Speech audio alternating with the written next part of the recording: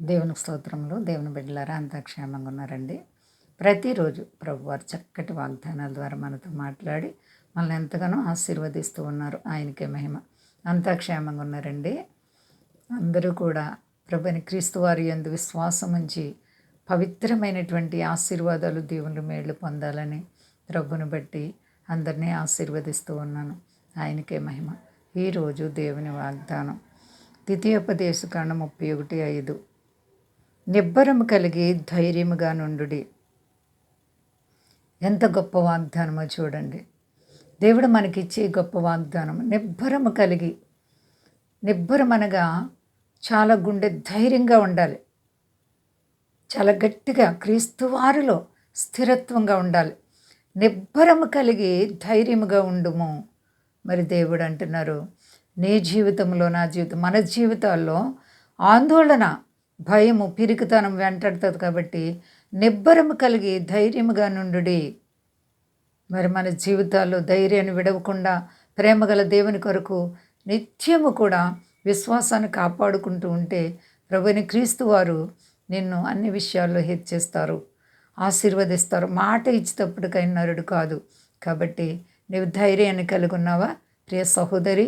ఒకవేళ నీ జీవితంలో వ్యాధి, బాధ, కష్టం, ఇరుకు, ఇబ్బందులు, శోధనలు వచ్చి ఒకవేళ కృంగిపోయావేమో, దేవుడు నీతో అంటున్నారు ధైర్యంగా ఉండాలి. నీవు నిబ్బరము కలిగి ధైర్యంగా ఉంటే దేవుడు నీ జీవితాన్ని ప్రేమించి నీ బంధకాలన్నీ తెంచి నీకెంతో ఆశీర్వాదాలు ఇవ్వడానికి ఇష్టపడుతున్నారు. ప్రియ సహోదరి, సహోదరా, మరి నీవు ప్రార్థిస్తున్నావా? ప్రేమగల దేవుని యందు విశ్వాసం ఉందా? నిబ్బరమైనటువంటి బుద్ధి నీవు కలిగి ఉన్నావా?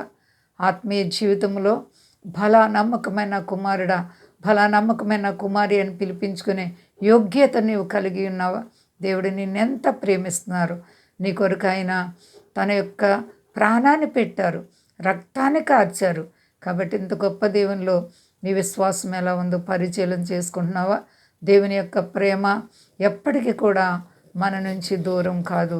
ఆయన తన బిడ్డలను ఎంతగానో ఆశీర్వదించి అభివృద్ధి పొందించి గొప్ప మేళ్లతో నింపి అభివృద్ధి చేసేటువంటి గొప్ప దేవుడు. కాబట్టి నీ జీవితాన్ని ప్రభుని క్రీస్తు వారిలో సంపూర్ణంగా స్థిరపరచుకో. నీవెంత మాత్రం భయపడకు, అధైర్యపడకు.